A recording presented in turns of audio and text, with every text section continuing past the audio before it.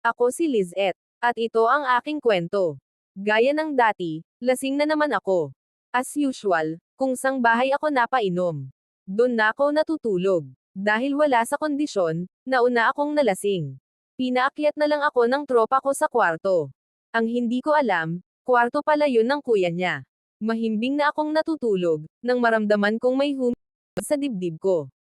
Pagmulat ko, ang kuya ng tropa ko. Sinenyasan niya pa ako sa labi ko. Wag daw ako maingay. Talaga ba? Ang sarap niya kaya humawak. Nagkamali siya ng napiling gapangin. Dahil nakatagpo siya ng palaban din.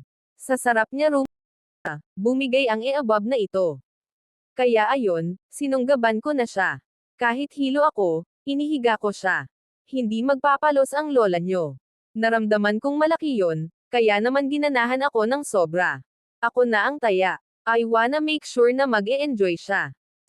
Ako ng dahan-dahan at dinilaan, romansa ko siya ng bongga. Hay, grabe. Ang sarap pakinggan ng pag-ul niya. Pagkatapos babawan ko na. Ang sarap niyang panoorin, habang nakatirik ang mata niya sa ginagawa ko. Oh shes, napakataas ng niya.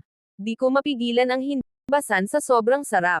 Mabuti na lang at malaki ang garden niya. Nang dahil dyan, sisiguruhin kong sulit ang ilalabas niya. Tipong di na niya magagawa pang makabangon pag natapos na ako sa kanya. Para naman masolve na siya, at wag nang mang-istorbo ng natutulog. Dahil pagkatapos, paniguradong hahanap-hanapin niya ako, hanggang sa mabaliw siya.